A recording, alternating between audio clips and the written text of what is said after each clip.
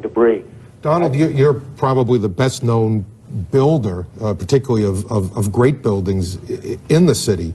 There's a great deal of question about whether or not the damage and the ultimate destruction of the buildings was caused by the airplanes, by architectural defect, or possibly by bombs or aftershocks. Do you have any thoughts on that? Well, it was an architectural defect. You know, the World Trade Center was always known as a very, very strong building. Don't forget, that took a big bomb in the basement. Now, the basement is the most vulnerable place because that's your foundation, and it withstood that. And I got to see that area about 3 or 4 days after it took place because one of my structural engineers actually took me for a tour because he did the building. And I said, I can't believe it. The building was standing solid, and half of the columns were blown out. I mean, so this was an unbelievably powerful building.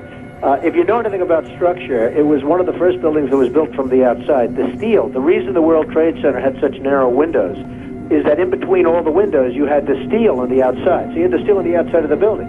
That's why when I first looked, and you had big, heavy I-beams, when I first looked at it, I couldn't believe it because there was a hole in the steel.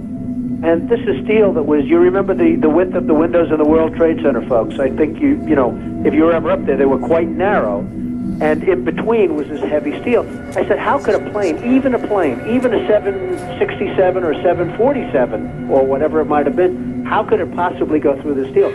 I happen to think that they had not only a plane, but they had bombs that exploded almost simultaneously, because I just can't imagine anything being able to go through that wall. Most buildings are built with the steel is on the inside around the elevator shaft. This one was built from the outside, which is the strongest structure you can have, and it was almost just like a can of soup. You know, Donald, we were looking at pictures all morning long of that plane coming into building number 2, and when you see that approach the far side, and then all of a sudden, within a matter of a millisecond, the explosion pops out the other side. Right. I just think that it was a plane with more than just fuel. I think, obviously, they were very big planes. They were going very rapidly, because I was also watching where the plane seemed to be not only going fast, it seemed to be coming down into the building. So it was getting the speed from going downhill, so to speak. It just seemed to me that to do that kind of destruction is even more than a big plane, because you're talking about taking out steel, the heaviest caliber steel that was used on a building. I mean, these buildings were rock solid. And, you know, it's just an amazing thing. This country is different today, and it's going to be different than it ever was for many years to come. Very profound statement and very true.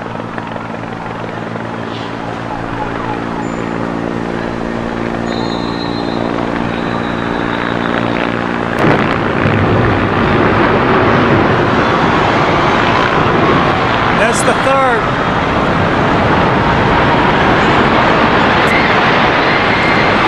Down it went. Oh, this blew up. Did you see that blow out?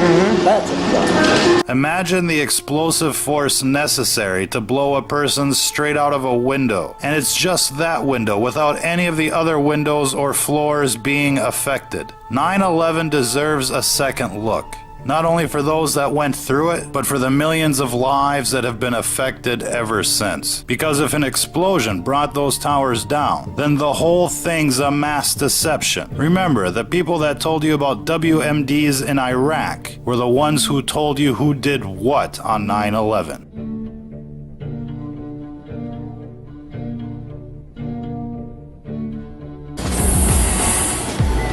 Investigate 9/11, and 9/11 was perpetrated by people within our own government.